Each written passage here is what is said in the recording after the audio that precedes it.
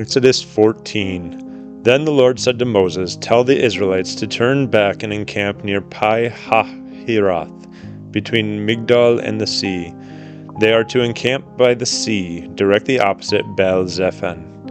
Pharaoh will think the Israelites are wandering around the land in confusion, hemmed in by the desert, and I will harden Pharaoh's heart, and he will pursue them.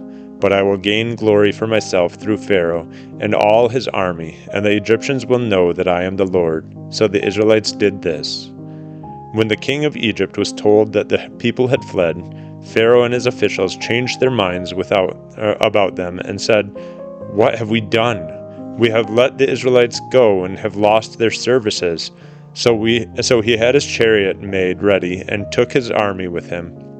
He took 600 of the best chariots along with all the other chariots of Egypt, with officers over all of them. The Lord hardened the heart of Pharaoh, king of Egypt, so that he pursued the Israelites, who were marching out boldly. The Egyptians, all Pharaoh's horses and chariots, horsemen and troops, pursued the Israelites and overtook them as they camped by the sea, near Pi-hahiroth, opposite Baal-zephon. As Pharaoh approached, the Israelites looked up, and there were the Egyptians marching after them. They were terrified and cried out to the Lord.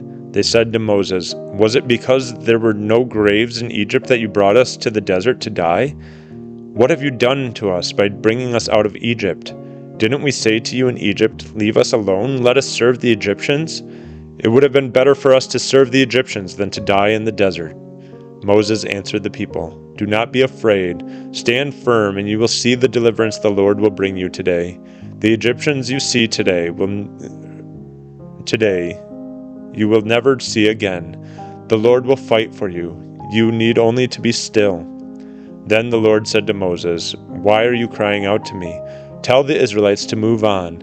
Raise your staff and stretch out your hand over the sea to divide the water so that the Israelites can go through the sea on dry ground. I will harden the hearts of the Egyptians so that they will go in after them. And I will gain glory through Pharaoh and all his army, through his chariots and his horsemen. The Egyptians will know that I am the Lord when I gain glory through Pharaoh, his chariots, and his horsemen." Then the angel of God, who had been traveling in front of Israel's army, withdrew and went behind them. The pillar of cloud also moved from in front and stood behind them, coming between the armies of Egypt and Israel. Throughout the night the cloud brought darkness to the one side and light to the other side, so neither went near the other all night long.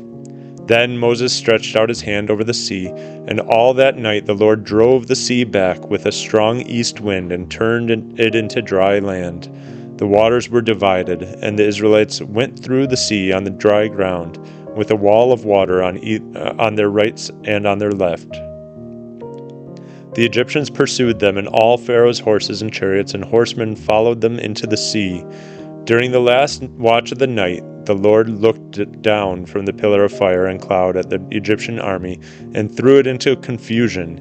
He jammed the wheels of their chariots so that they had difficulty driving, and the Egyptians said, "Let's get away from the Israelites. The Lord is fighting for them against Egypt." Then the Lord said to Moses, "Stretch out your hand over the sea so that the waters may flow back over the Egyptians and their chariots and horsemen." Moses stretched out his hand over the sea, and at daybreak the sea went back to its place. The Egyptians were fleeing toward it, and the Lord swept them into the sea. The water flowed back and covered the chariots and horsemen, the entire army of Pharaoh that had followed the Israelites into the sea. Not one of them survived.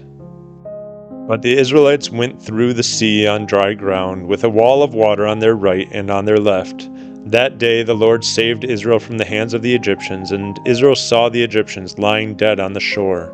And when the Israelites saw the mighty hand of the Lord displayed against the Egyptians, the people feared the Lord and put their trust in him and in Moses his servant.